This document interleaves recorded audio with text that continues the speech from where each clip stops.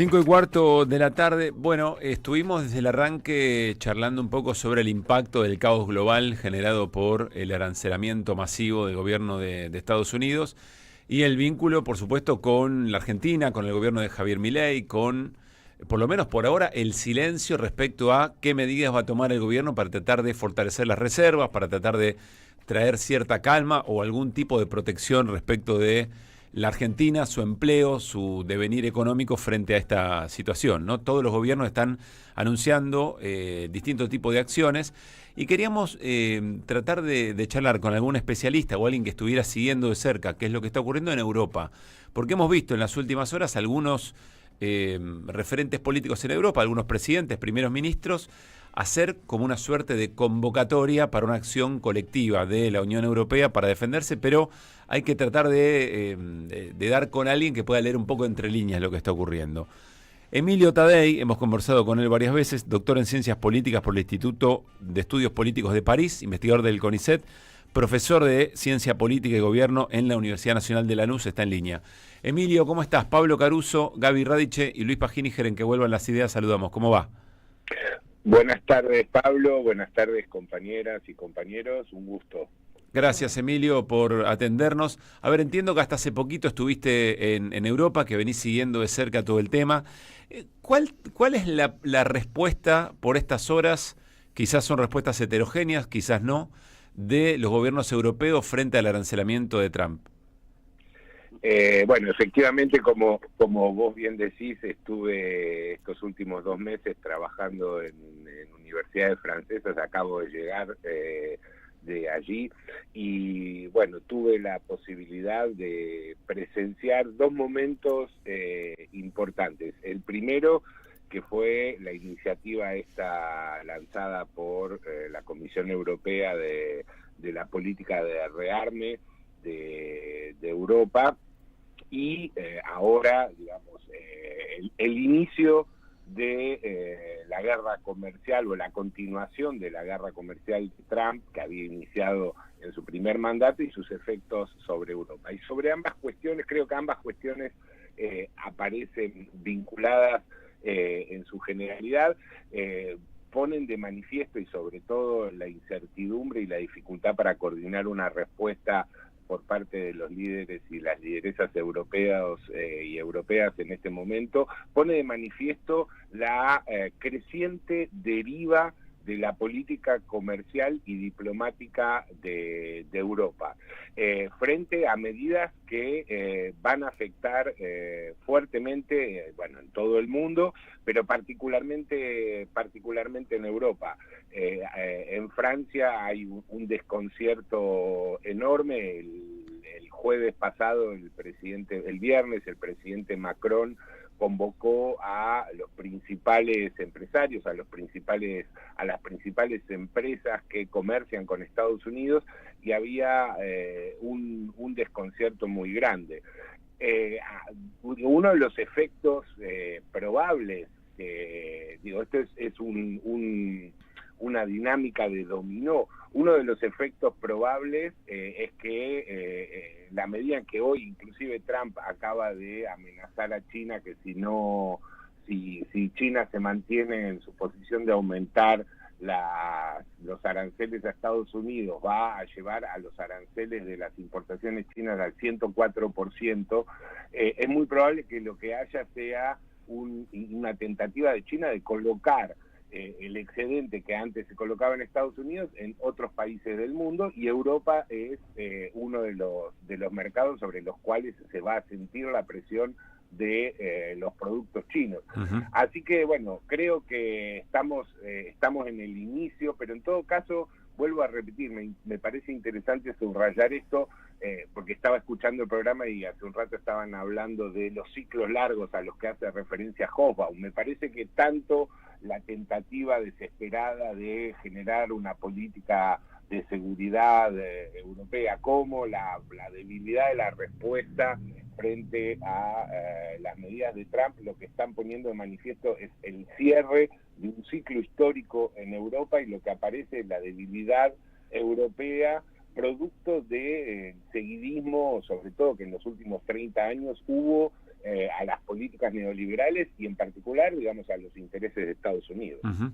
Y Emilio, ¿vos viste o en algunas de las definiciones de líderes europeos que hayas escuchado, viste un diagnóstico parecido a este? ¿Viste alguna reacción o algún intento en concreto de revertir efectivamente esa situación y volver a fortalecer, digamos, la Unión Europea como tal? Yo lo escuché a Macron decir que dimensionar el mercado interno que tiene la Unión Europea y a convocar a una suerte de fortalecimiento fronteras adentro, pero solo lo escuché a Macron, seguramente vos escuchaste más. Sí, mira, no hay muchos, e inclusive respecto a Macron, y me parece que son como, o sea, estas declaraciones, al igual que el papel que él jugó en el lanzamiento de la política de rearme europeo, son como tentativas desesperadas de recomponer una especie de proteccionismo nacionalista francés o europeo, pero por otro lado toda su política hacia la sociedad francesa es una política de fuerte corte neoliberal, y el mismo Macron, y esto no hay que olvidarlo, fue empleado durante la mayor parte de su vida de la banca Rothschild, que representa, digamos, intereses de los sectores financieros de origen anglosajón. Uh-huh. Entonces, obviamente hoy está, digamos, puesto en una situación, sobre todo con una profunda o fuerte debilidad política en su legitimidad interna, y entonces intenta recomponer esa legitimidad apostando a lanzar iniciativas de política exterior. Pero me parece que está a la defensiva y más allá de las declaraciones, las condiciones reales no aparecen, las condiciones reales de llevar adelante un programa de reindustrialización me parece que no tienen un sustento importante. De hecho, le doy un ejemplo. Frente a la política de Trump de negociación directa con Putin para intentar resolver el conflicto en Ucrania, Europa quedó completamente fuera de la mesa de negociaciones. Frente a eso, se anunció hace un mes una iniciativa avalada o impulsada por la Comisión Europea y sobre todo por Gran Bretaña, Francia y Alemania para relanzar la industria militar europea. Era una especie, digamos, de puesta en marcha de un keynesianismo militar que permita redinamizar algunos sectores del mercado interno.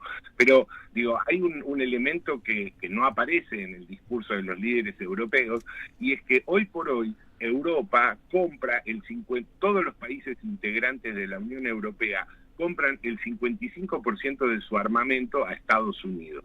Con lo cual, si bien, digamos, si se llegara a lograr un proceso de sustitución de esas importaciones, eso no va a ser inmediato, por lo menos va a llevar 10 años.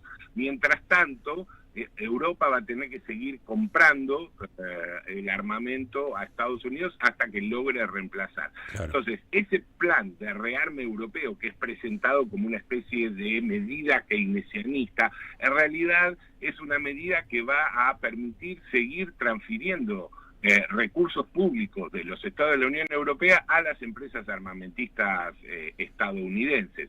Y obviamente, cuando se anunció este plan, inmediatamente lo que se dijo, sobre todo las cámaras patronales en Francia, lo que dijeron es que estaban de acuerdo con el plan siempre y cuando no se financiara con un incremento del impuesto a la riqueza. O sea, el dinero para financiar esto va en el caso de que se logre llevar adelante, va a ser dinero que va a provenir del recorte de los programas y de los derechos sociales. Con lo cual, lo digo muy sucintamente, para mí este plan de rearme europeo es una declaración de guerra social y ecológica contra las clases populares en Europa.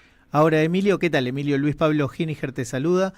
Buenas tardes. ¿Cómo interpela esto al pueblo, en este caso al pueblo francés, que además ha sabido estar mucho tiempo en la calle, no tenemos que irnos tan lejos para esto, pero ¿cómo lo interpela?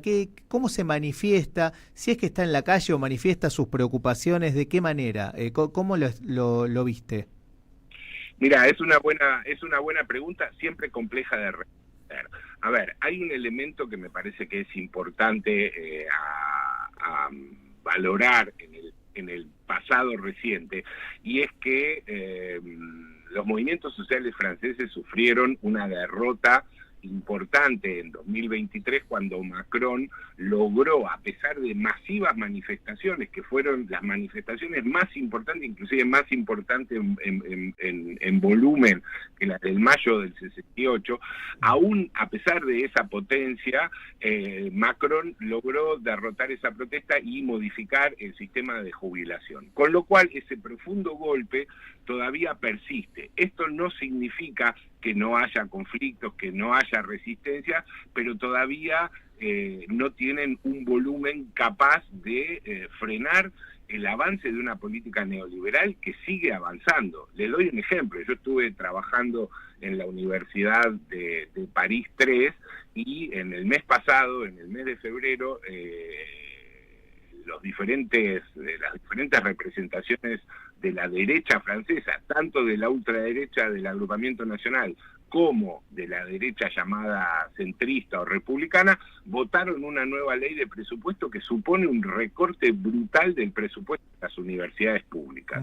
Entonces, esa política sigue adelante, hay resistencias, pero todavía no tienen un volumen político y social lo suficientemente importante para ponerle freno. Yo personalmente creo, y esto no lo digo solo para Francia, pero me parece que frente al efecto que van a tener estas medidas proteccionistas de Trump en Europa, sin lugar a duda creo que estamos, frente a un escenario de reactivación de la conflictividad social en Europa en los próximos meses, que obviamente no va a ser homogénea, eso depende de cada país, pero no nos olvidemos, por ejemplo, que en Grecia hay un conflicto en curso muy importante y Francia tiene una larga tradición de resistencia social y de resistencia política, y me parece que no va a tardar en ir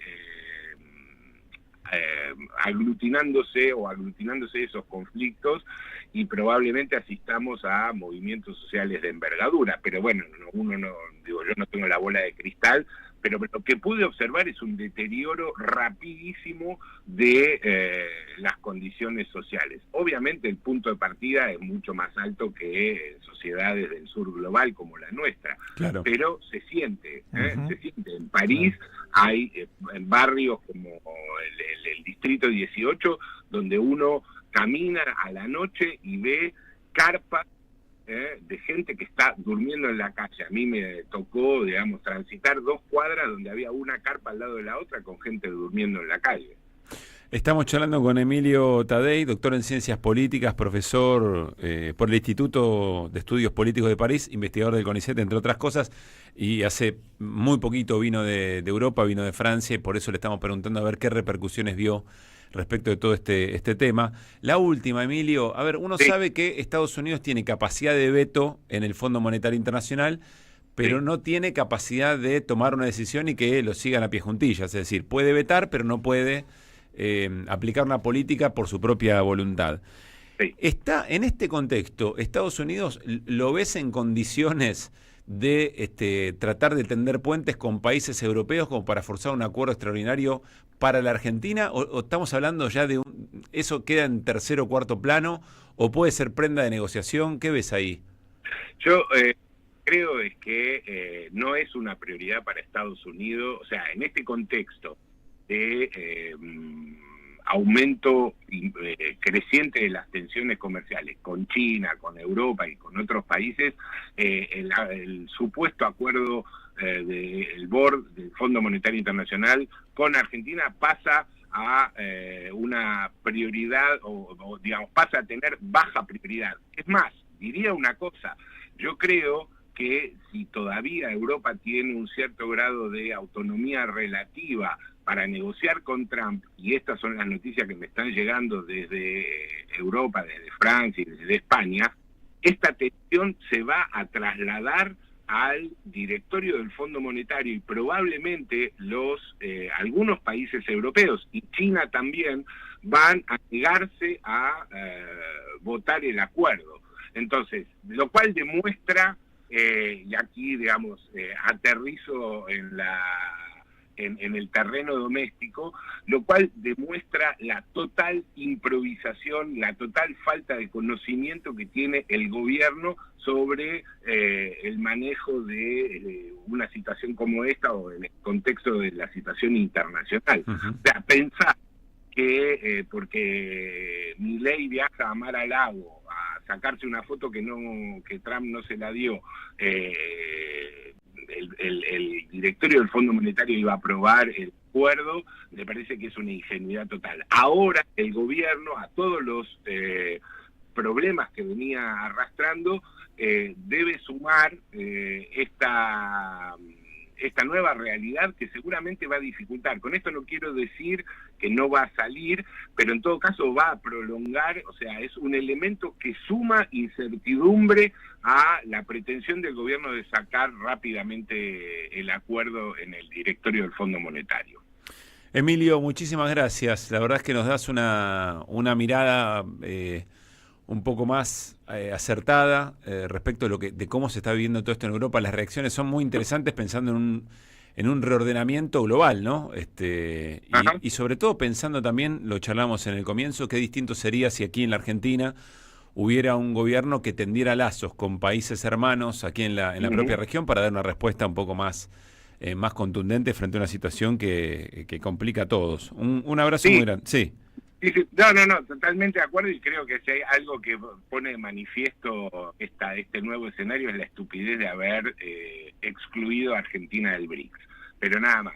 Les agradezco mucho, les mando un abrazo a todos y bueno, a disposición. Muchas gracias, Emilio, gran abrazo. Emilio Tadei, doctor en Ciencias Políticas, bueno, muy vinculado a Europa por su tarea académica, por su tarea pedagógica y de investigación, y llegó en estas horas de Europa, nos dio una mirada respecto de las respuestas que se están dando allí. 5:33, pausa. Somos Radio AM 530.